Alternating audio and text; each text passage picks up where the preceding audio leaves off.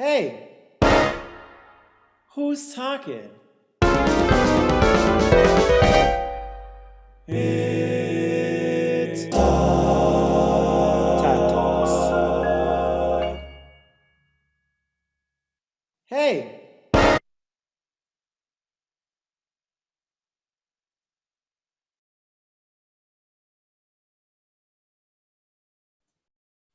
All right. Well, good afternoon, everyone. And episode 3 of Todd Talks, it keeps getting better and better. That we have that animation that with to go along with our theme song now. And so I can only hope to see what, assuming we hit ratings, what episode 4 and beyond will look like and what we'll add each time.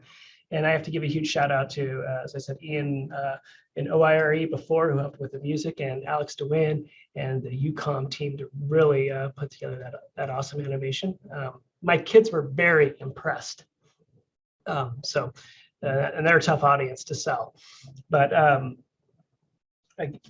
that's actually really cool, and it blew me away the first time I saw it. So hopefully you all felt really good about it. And if you missed it because you were just joining now, we'll play it again at the very end. I'm going to ask our intrepid Michael from OIT, who's been helping us out with this, to play it again at the very end of today's Todd Talks. I'm excited because we're going to go through some budget information. I'm not excited about that, but I am excited that we have our first ever guest on Todd Talks today.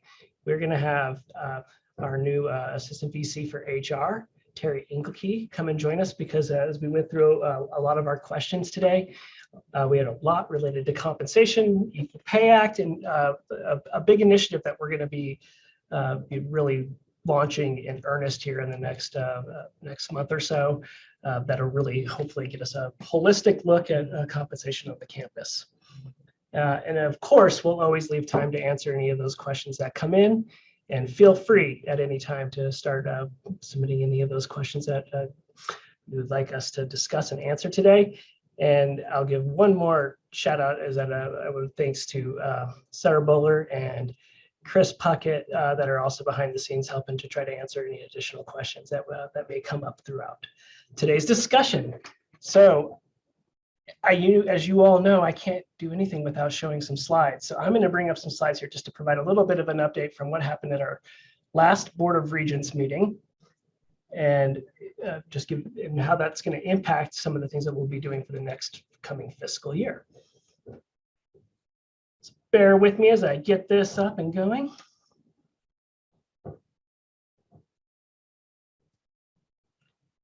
All right. So as you all know, I always start with a lovely pie chart that just reminds us of all of our fund sources here.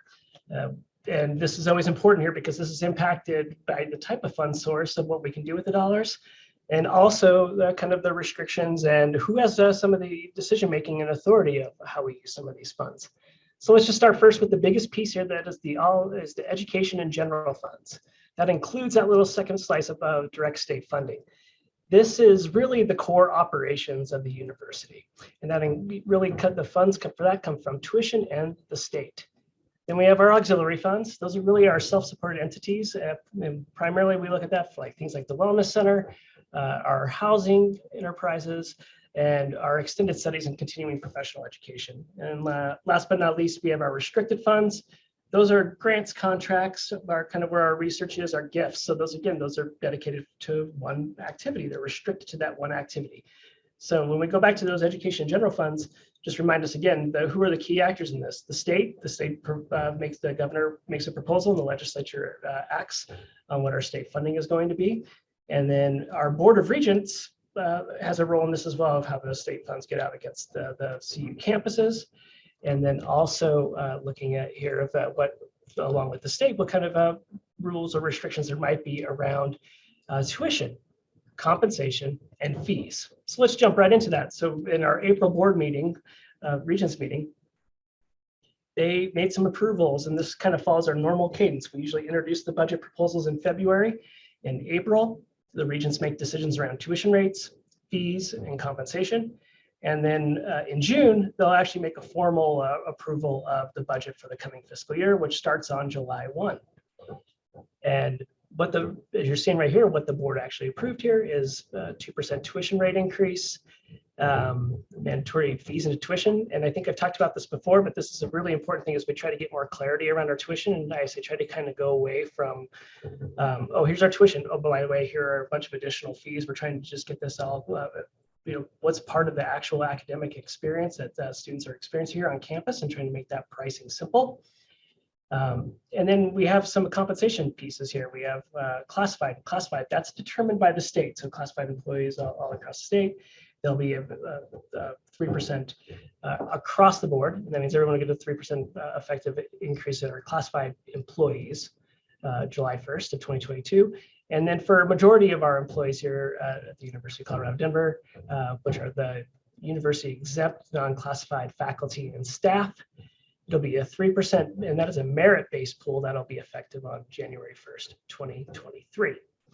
So kind of the big things that always come out of here. This is what really determines the interrelation, as I always talk about, between what our students pay and how we actually then support our institution, which primarily is in people. So let's go into a couple of other things that play into what our budget situation is going to look like for the next year. We have our enrollment projections, and again, these are budgeted enrollment projections. We're projecting a slight decrease, and again, a lot of this is due to smaller classes that we had in the fall of 19 and fall of 20. But part of what's helping us mitigate some of this is again, strong graduate enrollment growth that we're anticipating will continue into the next year. So this is kind of, you have what you can do on the tuition rates, but then you have your enrollment is actually how it plays into what is available revenue you're going to have for your budget for the coming year. So let's translate that into expenditures along with those compensation adjustments that I mentioned here. We have the converting fees to tuition, as I mentioned. There's going to be some slight adjustments again on some of our graduate tuition rates. But then the cost side, as I just mentioned, we're going to talk, there's some increases, health, life, and dental. That's what HLD there means on your screen. Again, we track the Denver city and county minimum wage. So that's at $15.87 right now, and it is going to increase by CPI on January 1st. And as we all know, inflation is high, so we can expect that to increase there. And then we also have our mandatory costs such as AHEC. And then last but not least, one thing I'm actually really excited about as an adjustment we're making moving forward is that every time we make an increase to a tuition rate, we're going to make a corresponding increase to our institutional financial aid. This is really critical, as we know affordability is a key thing that to support our enrollment and retention of our students. So I kind of just go over that with just high-level budget highlights. And again, if you have questions, we'll address, please submit them and we'll dive into those a little bit later. But I just wanted to give you a little heads up of where we are now. And as I mentioned just a few minutes ago, we'll go from here into, I'll pull this off the screen.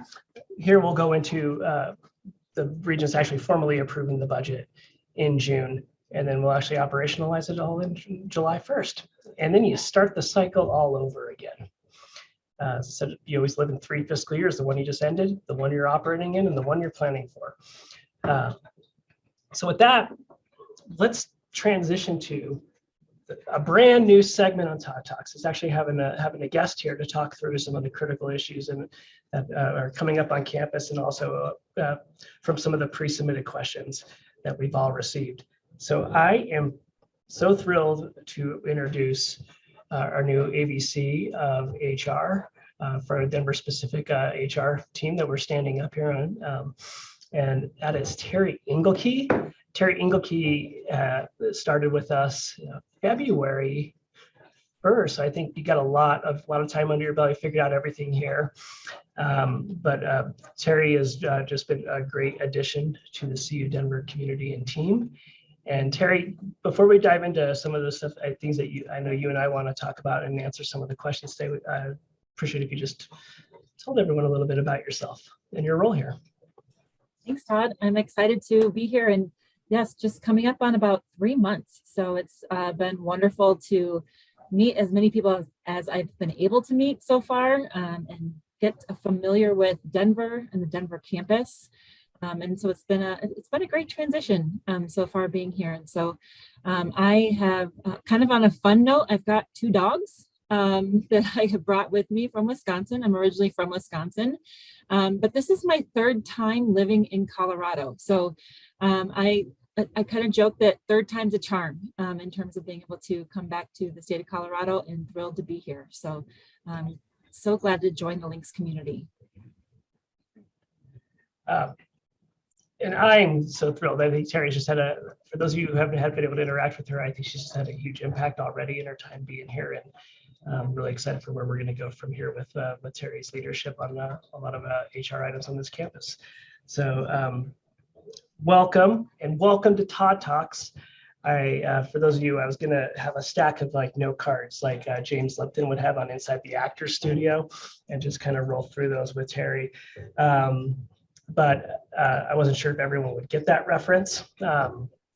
So I thought we would stick to diving in and addressing an issue that, joking aside, is actually a really serious one here on campus, and one that, I know that Terry and I have talked a lot about even from the interview process to where we are now, which is how do we start to become, I would just say, do a better job of addressing all things related to compensation on campus.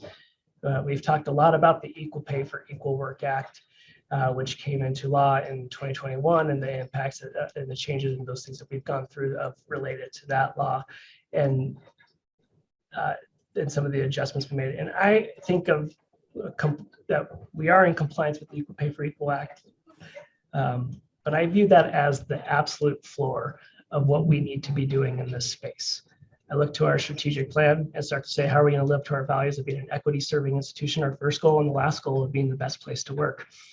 And to do that, we actually have to have, I would say, a transparent, holistic, predictable, comprehensive look at how we evaluate compensation on this campus and set ourselves up for a process that really starts to clarify and address things that we know we're all facing, such as market pressures, compression issues, market, if I already said that, market pressure, but also pay equity issues. And how do we be able to communicate this clearly and help give supervisors and employees to, what we're actually doing and how we're going to adjust it. And again, there is always a relation back to our overall financial situation. We can't do everything all at once. We know we're so reliant on tuition revenue. 80 cents of every dollar comes from students. So there is that relationship there. But how do we actually use what we're trying with the strategic plan, our principles and our guidance to really set ourselves up for success? So this plays into, as I teed up a little bit and mentioned in last week's larger town hall with the chancellor, is a broader initiative that we are going to launch here in earnest. And I'm going to pull up another slide and let Terry start to walk us through at a high level of kind of what we're looking at today and talking about. And would love, as again, submit your questions.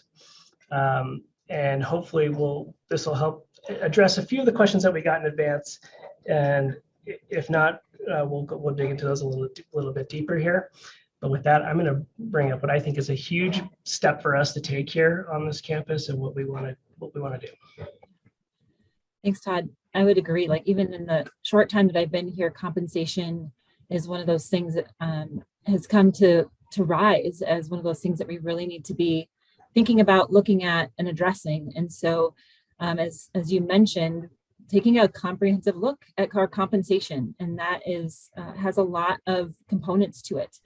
So we're going to be looking at and launching a comprehensive compensation collaborative. What does that mean anyway? So the goals of this are, I'll start with our goals and outcomes that we're looking to have for this, but it's to create a clear compensation philosophy. So what is our philosophy around how we do compensation and how we show value in terms of through that compensation to our employees? It's creating a defined salary structure that's market informed to our market and for the various fields, industries, and areas that our jobs land within. That's wide net to cast, and we're going to get assistance to cast that net and gather really good, solid data to give us informed information for that market research information. So we have a really solid market informed salary structure.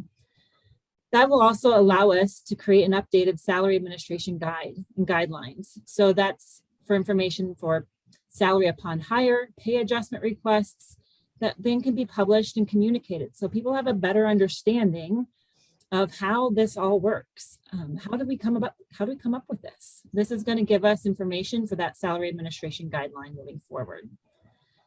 We also then have greater consistency across campus. So we don't have such a wide disparity for similar type positions at different salary ranges from one area to another on our same campus. And we have clear career progression opportunities throughout different various types of jobs. And we identify areas where compression exists. The past 2 years, we've had rapid change, and we need to review the effects and impacts of all those forces, and so we can make informed recommendations and strategies for compensation compression, both in the short term and long term. And as you mentioned, Todd, Equal Pay for Equal Work Act, that, as you mentioned, that's the floor. It's like a launching off point. It's important, but we also know we want to go beyond so that we can also be addressing compensation to our goals, our strategic goals. And so that's looking at this through an area, a lens of equity, changes to the market, so we can address areas of compensation and lag and create strategy to address those areas across our campus. So this is going to be a multi-year, it's going to be a couple of years to do all of this work. And we want to have as many people and voices to help us inform this. So whether it's through feedback sessions, whether it's through surveys or participation on committees that we're going to need good folks, good information, participation, so that we are having this informed by our links community moving forward. Thanks, Terry. I cannot stress enough that this is something that is so exciting and something, and I say exciting because it's something we've needed to do. And to really be going after this now, I feel it will be a changing point for us. But again, it's outcomes based. I know that that's what our community wants to see. It's like, what is really the outcome? Because higher ed is really good at adding committees to address an issue. If we're not getting anything out of it to actually implement, then we haven't been successful. So I think our success is going to be actually, what are we actually going to do to implement this? Yeah. Terry, I know that you mentioned here we're going to be looking at this. This does take time because you do need to take. There's both a quantitative and a qualitative aspects of this of what we need to look at. We need to look at market analysis. We need to look at all of our job codes. We need to look at faculty ranks and types and by discipline and understand how this impacts everything. And so it's going to take time. But Terry, there's some other things that we're going to do in the short term that I want us to highlight as well. So I didn't know if you wanted to maybe touch on one that we're doing right now in the short term, but that'll help support us where we're going in the long term. And that is related to some salary ranges for staff. Yeah, absolutely. Thank you. So the current Central HR compensation team recently updated salary ranges. We were able to get some information regarding that.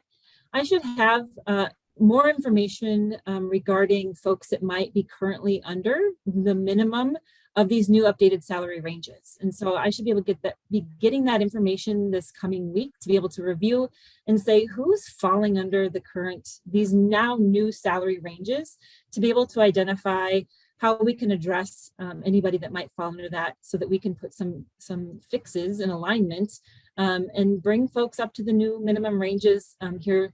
I believe, Todd, we were talking about July 1st and being able to get that in place by July 1st. So more information to come on that very soon, just as soon as I get some additional information here this next week. But that's the short term in terms of that, knowing that we do have some short-term new information regarding that. And then also how that might impact current searches and anywhere else that immediate situations might arise, because we do have some new information regarding salary ranges. Great. Yeah, and Terry, I see we have a question that just already came in. And how broad will these new salary ranges be shared? Will they be posted on the HR website, or how will they be, or just with supervisors? How will this information be put out there? Yep. So I know that your HR professionals within the schools, colleges, and various units have access to those salary range information, just as they do today. So those new ranges will be shared with the HR professionals throughout the campus, just as they are now. Great, thank you. Again, that's in the short term. It's good that there's some steps that we're taking, and know that we're also going to as always, we'll be committed to working with units as need be if there are things related to compression equity issues as they come about. However, we have to always know that I cannot always take off my CFO hat and not talk about what are our available resources. And as I went through kind of what our budget situation, everything was coming in there, I just want to reiterate again, we are anticipating just a slight decline again because of the softer entering classes in fall 19 and fall 20 that stick with us, till as our students typically graduate within 6 years. So it means that we're actually pretty tight. Actually, we're slightly, kind of our baseline expenses are going to exceed our revenues. So we have to put that all into conversation. We're going to do some things to mitigate that, but it just plays into, we want to do everything, but we have to be able to pace and do everything at a sustainable rate to make sure we're financially sustainable throughout all of this as well. Terry, I got another question for you that kind of that just came in about how do we find out who those HR professionals are? Because sometimes it's confusing to figure out where to go. That's a great question. I believe the HR website has that information, or maybe within your school, college, or unit would have that information listed. But that's a great question, and we'll find some ways to make sure that that is clear. Who those folks are in each of those areas and units. And if it's not quite as clear as it could be, we'll make sure that it is moving forward. Thank you for that question. Another one that just came in, and I'll try to take this one here. That's talking about where do we have actually is it's a great one that just ties in what I was just speaking about related to our finances and to these new ranges. So that's why I think we are part of what we initiated this year, and with our budget proposal, and again, it'll officially be approved in June. The region, so nothing's ever set till the regions take a final vote on our budget. But what we're trying to build into our budget every single year moving forward is actually a set aside within there for equity and compression related issues. And so we have that right now. So as we move into the next year, as we look to address this, that we'll actually have that set aside because we already know that individual unit budgets are very tight. And so we'll do that set aside. But again, this plays into our longer range financial sustainability. And so we're going to have to do other things long term. If we want to do everything we want to do in the space of compensation, we're going to have to find ways to maximize efficiencies, ask ourselves some tough questions at times of are we doing things the right way? Are the things that we need to stop doing in order to make sure we can do all the things that we want to address.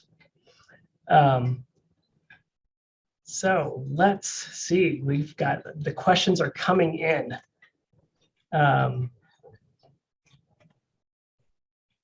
So I know we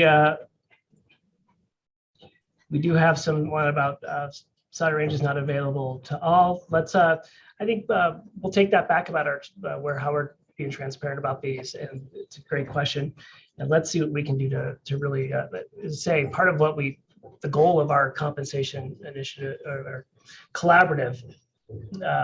Terry, I'm going to get it, but is really actually trying to add transparency and to demystify how a lot of this works. So.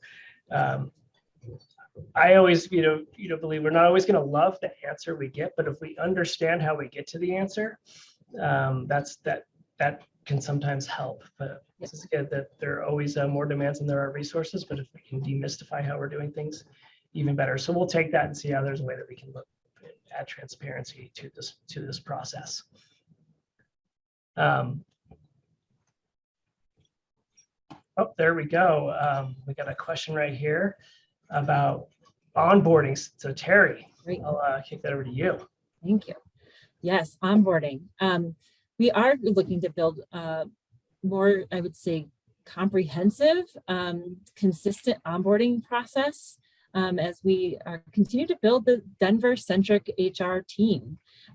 So I want to take this moment to also provide an update on some hiring. So I'm going to do a little bit of both and here.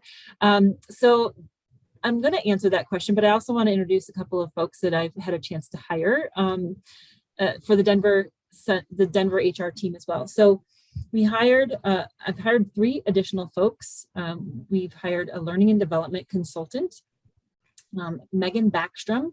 So she's working right now on transitioning some of the new employee orientation pieces, faculty orientation pieces, and also next week, stay tuned. There's some information coming out about a staff supervisor professional development opportunity. I'm so excited about this program.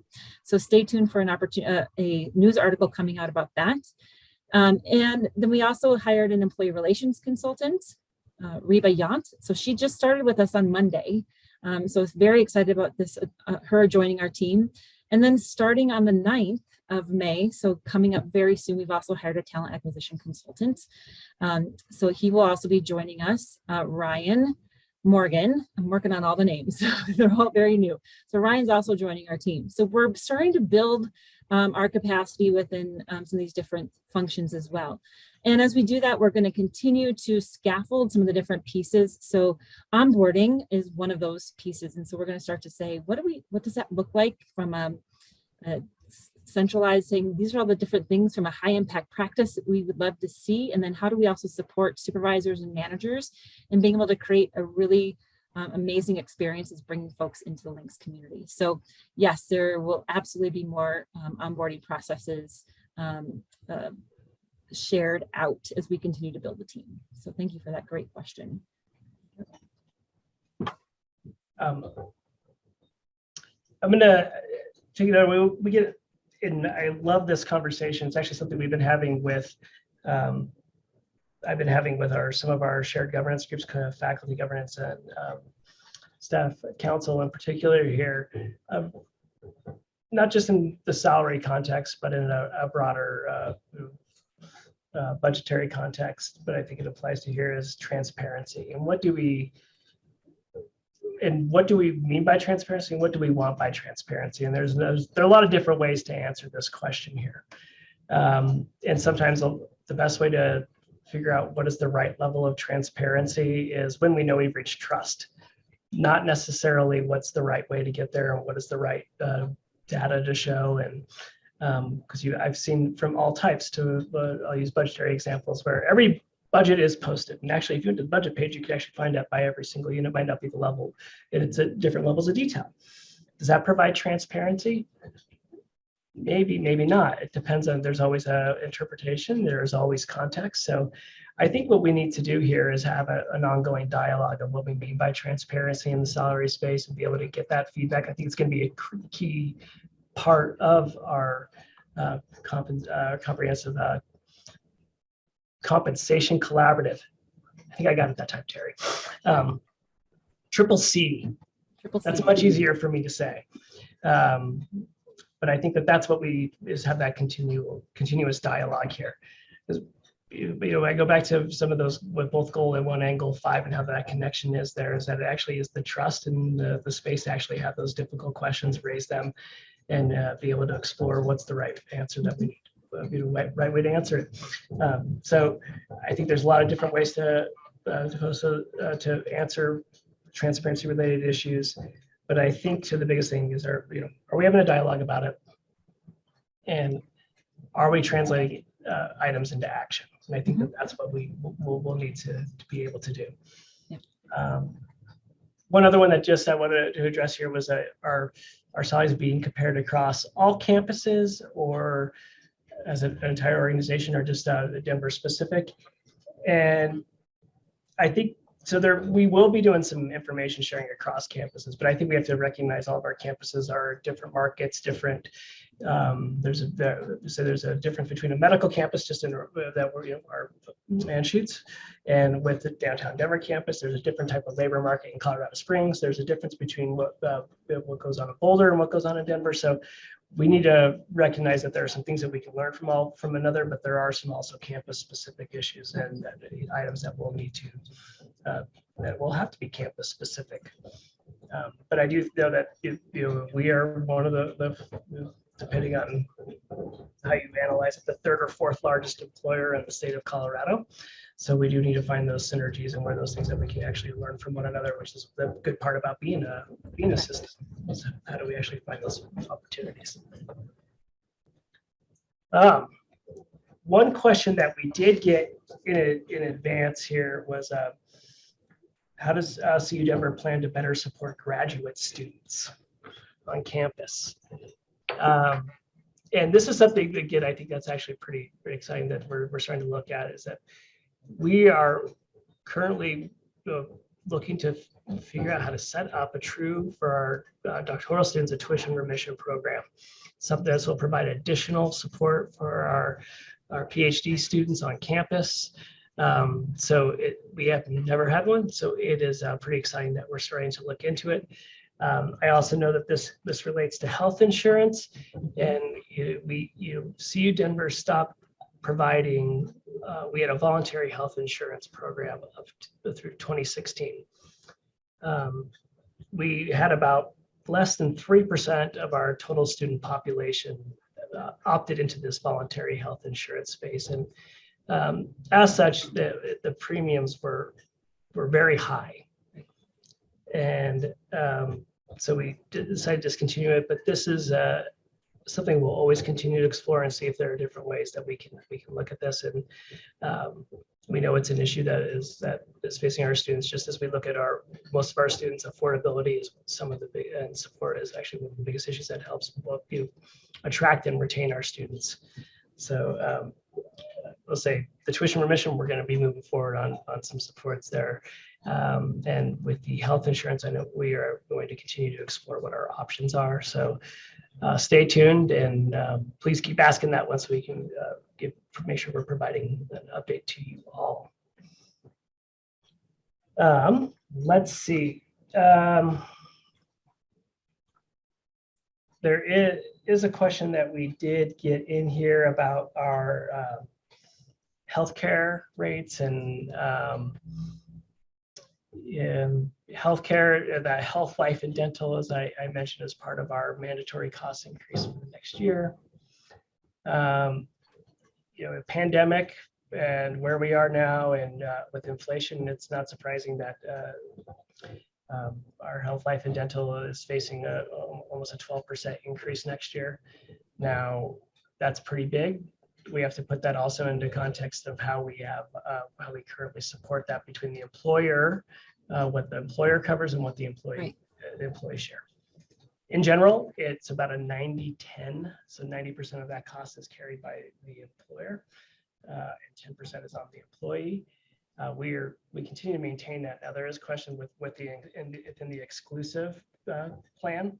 The exclusive plan has actually had a lot more experience about some financial, or a lot more utilization within there. So that drives that plan. Its rate is just a little bit higher there. So that's why we're seeing continue to see some increases in that area. What I think is interesting as you look into why some of our health, life, dental has gone up as well, not just related to the pandemic, related to inflation. It's, as I just mentioned, utilization is very high right now. And one thing I think is just about why we need to, part of this is with our goal number 5 is not just being compensation related, but a better campus community is well-being, because our mental health utilization is up 400%. Yeah. And so there's a whole range of things that we need to do. And Terry, I'm going to throw one to you that I didn't even plan on talking to you, but it was just anything that you wanted to know, or thoughts that you have on things related to well-being on campus, and also just any other ways of engagement of our faculty and staff that go beyond, just as we said, the compensation piece. Yeah, there's a lot to compensation, and the benefits is one of those. And a little plug and reminder for benefits eligible employees, staff, and faculty that it is open enrollment time. And back, I believe, early April, I think it was April 8th, Employee Services would have sent out an email that kind of highlighted some of the different changes to the CU health plans. And so if you highlight a few of those things, and to the point regarding mental health is really important. Just like our physical health and being able to take care of ourselves holistically, both Anthem and Kaiser is also offering now one no-cost preventative mental health visit each plan each year. So that's a new added benefit to both those plans, both for Anthem and Kaiser. So there's a few different pieces that are being added to the healthcare plans that as a reminder of some of those different things. So the Employee Services Benefit website highlights some of these different new added benefits to the health plans, and I encourage folks to check those out. For eligible Anthem enrollees, they're also able to access fertility treatments if you're eligible through Win Fertility. Anthem and Kaiser plans are also offering medical coverage for surgical and non-surgical TMJ treatments.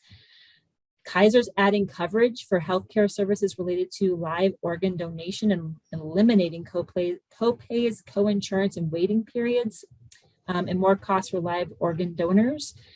So there's some interesting, I think, changes to our benefit plans as well that are with that. So just a reminder to do your open enrollment and check that out if you are benefits eligible.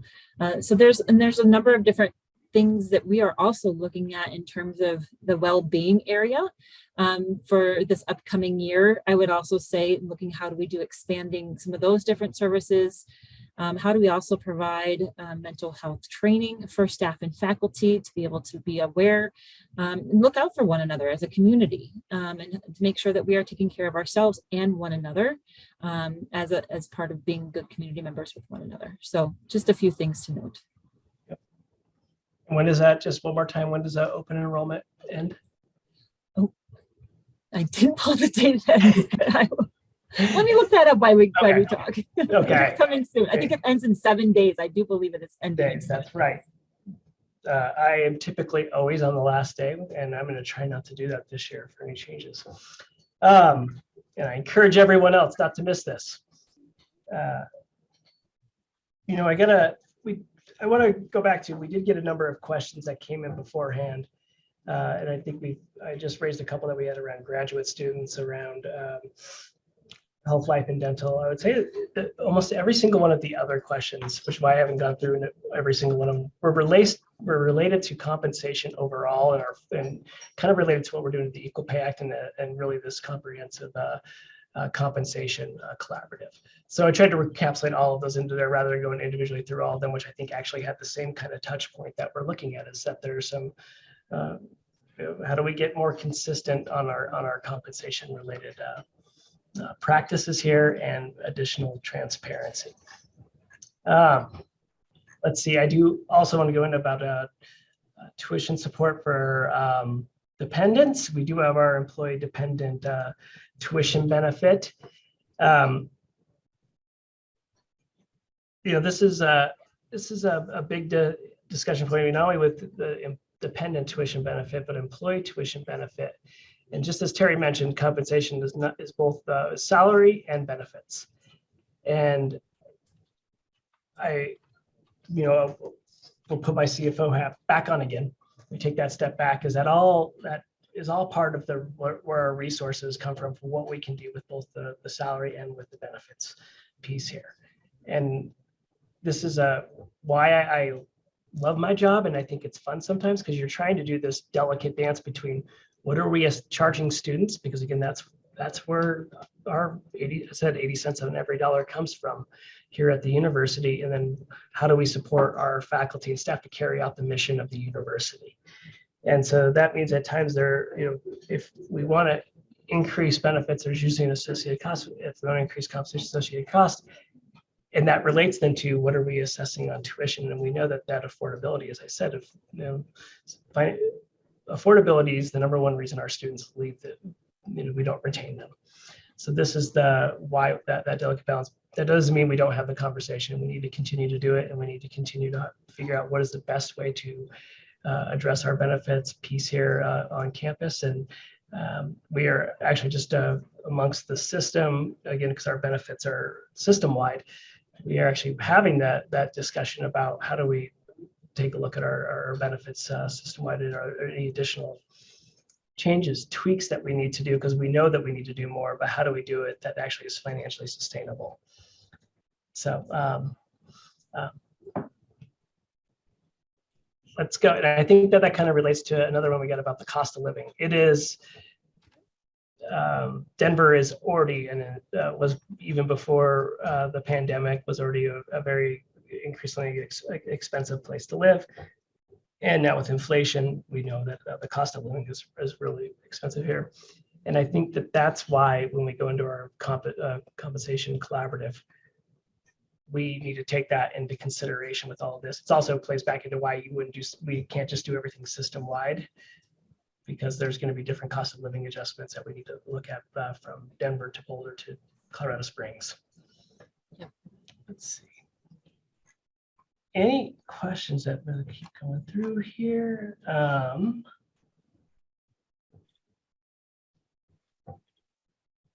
I'll go. Another one is salary and career pathways. That's another goal of the compensation collaborative. Terry, anything you want to add on that piece there about how that plays into this as well?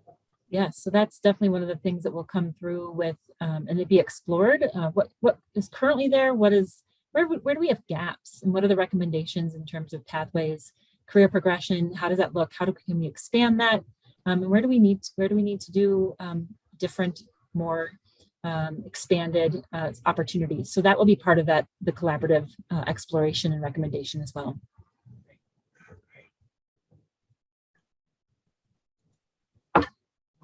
Well, keep your questions coming in. Let's see if we got another one. Let's go back with another one here on why we students are. It's the reason we don't require students to have health insurance. It's a good question. It's also one that we've looked at numerous times as well. And again, I think there's several factors of why we don't have a requirement for student health insurance. And a lot of this goes to different types of think of our student population that we have here on campus. Is we have a number of students. And again, I don't want to paint a broad brush. This is every student is very unique and very unique circumstances. But a number of students are for undergraduate side under the age of 25, therefore they can get covered on a parent's plan. We also have a large number of students that are enrolled in professional master's programs. Largely those are either are employed and have employer provided insurance. So we end up, last time we did this kind of analysis there, that we were over about 92% of our student population had insurance either through a parent, through an employer, through Medicaid, and then it was just a gap of that 8%. So it's why we go to a voluntary, because then you flip it and you put the burden on the student to prove the requirement of why they don't need the health insurance. Mm-hmm. And if you don't miss that part, then you could actually get assessed either that. Then we have to back that off, and actually that could actually get you kicked off of a plan that you're already on. So there are a number of issues there, but I do think it's something we need to continue to look at, because again, health and well-being along with financial support for our students is very critical.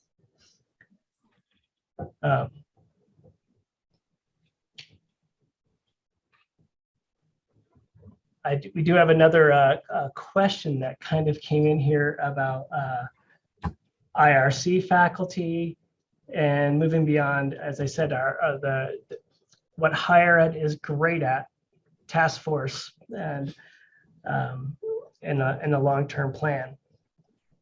And again, I think we're looking at this that's why it's called comprehensive. We are looking at all faculty types, all staff types, including student employees as well, everything in here. This is comprehensive. And again, I think the accountability is the accountability that I put on myself, and accountability, I know, Terry, that we've talked about. Yep. And for all of us is that it turns in what is actual actionable. What are we going to do?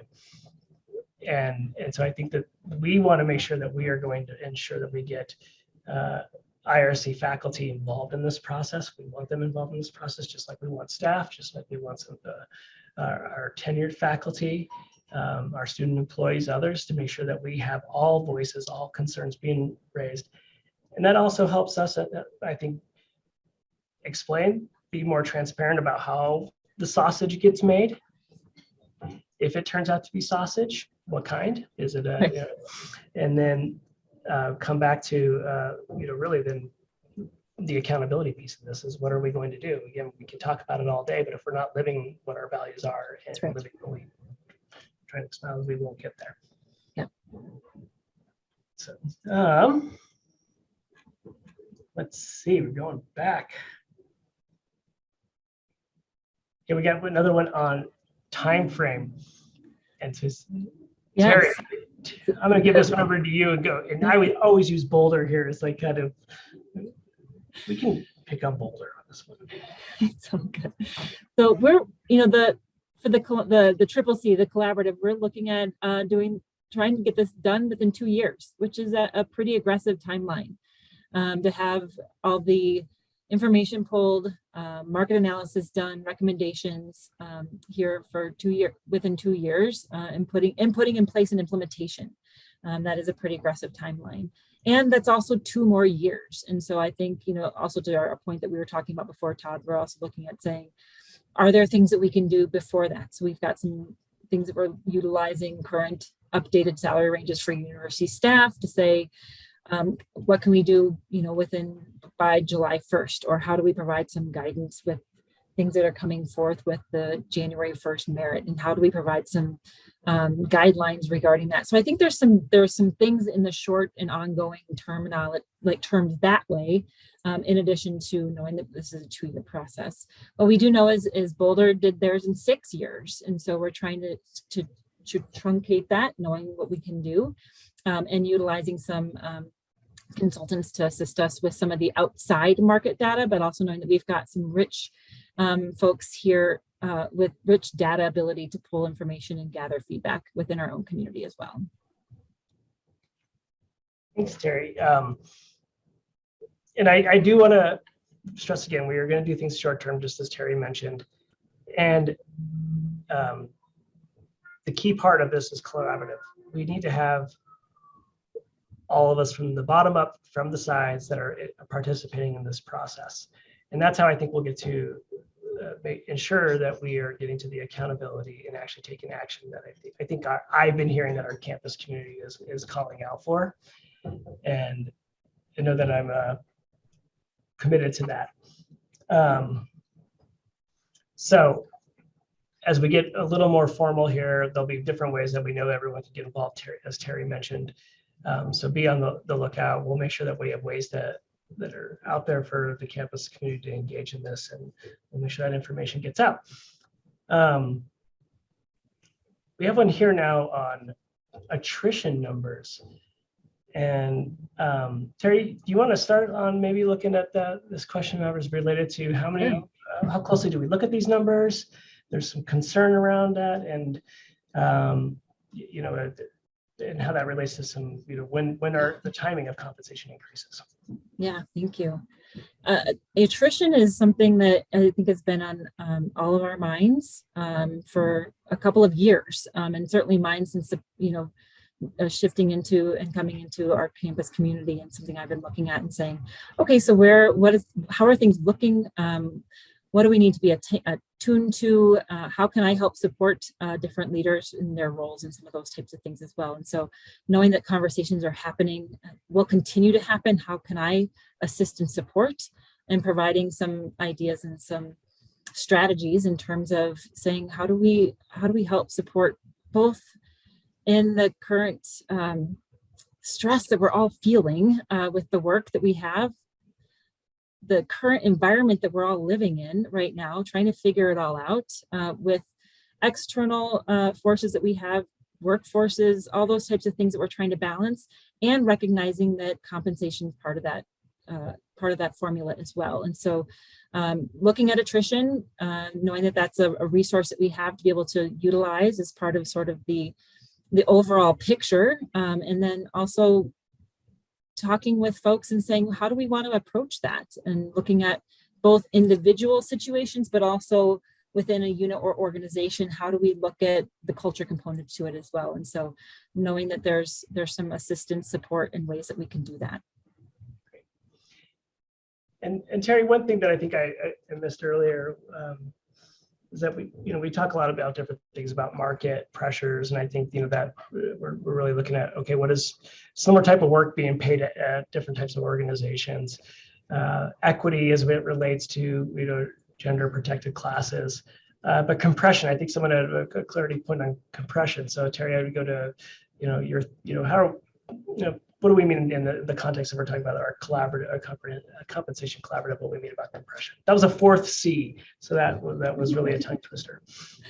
Yes. So when I think about compression, I think about an example of compression might be an easier way than given a specific definition. But it takes into consideration when there's a difference of pay between team members, despite differences like skills, experience, performance, seniority, or tenure, or something along those lines. So the example is you've got somebody who is in a unit who's been there for 5 or 10 years, and they're in a position, let's just say, I'll use our one that's really, really popular, advisor. That seems to be a really popular one to talk about, advisors. So we have an advisor in a unit who's been there for 5 to 10 years, something like that, 5, 6 years. And then we're getting ready to hire, and they've been at a pretty static salary because of the way things have been with budget and all the different forces we've been talking about.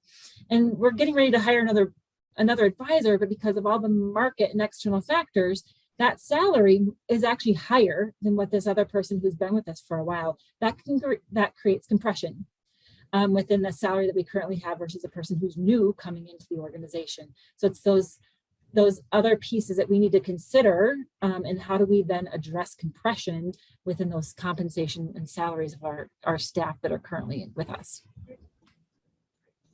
Thanks, Terry.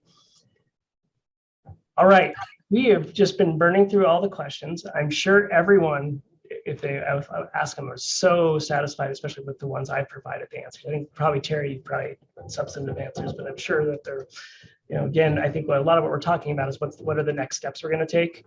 And I know that sometimes can't be completely satisfying to everyone to hear, like, okay, well, what's the actionable step right now? I just want to reiterate again, this is a commitment that I know from Chancellor Marks down, that we are going to do something into this space. And we hope you're all going to find a different way that our campus community can be involved in this process. Since I'm not seeing any other questions, I will I'll ask everyone out there to go, like, what are some additional topics that for the next Todd Talks, when we get that scheduled, those that you'd all like to see. And I assume continuous updates on a topic like what we're going through today will be one. So Terry, you might be, first guest ever, but you might be a repeat guest, quickly. So happy to be back. Yeah. So please submit. If you're not, type it in, submit it, and get it in there. If not, you can always email me and go either with a question that you felt that we wish need more information on or didn't get to ask, or a topic for the next Todd Talks. But I'm always impressed on the Friday afternoon. That's really windy out there, of what that you all show up here to listen and ask your questions, and that we're always here to try to do our best job we can to answer those. And if there are no more questions, then I think, Terry, unless you have anything else you want to add, I think we could. I do see one more question about the difference between new employee orientation and onboarding. Oh, go for it. I will do this really quick. So new employee orientation tends to be a brief event that talks and gives a little bit of information about the institution or your unit or department or school or college. So it's a couple hours, gives a little bit of a brief overview just to kind of get some orientation to your new organization. Onboarding, from my perspective, actually looks like almost an entire year process, because there's a cyclical nature to the work that we do or within an institution of higher education. So onboarding is actually a much longer process over almost a year's time. So that's kind of my very quick overview of the difference between new employee orientation and onboarding. Okay, thank you. Thanks, Terry. Well, I first want to thank Terry for being first ever guest again, and a big welcome to the CU Denver community, and just so excited that you're here. And I also want to thank Alex DeWin and Mark Woodland for being just super helpful and making sure that we can get all these set up, communicate everything out, and logistics, and Mike Leffler from OIT, And then I always have to, Sarah Bowler and Chris Puckett for help and support behind the scenes as well with answering some of our questions. And with that, I hope I'm going to ask Michael to play the theme and video another time, if you can, please. And I hope everyone has a great weekend and always follow up with your questions. Have a great one, everyone. Hey, who's talking? Hey.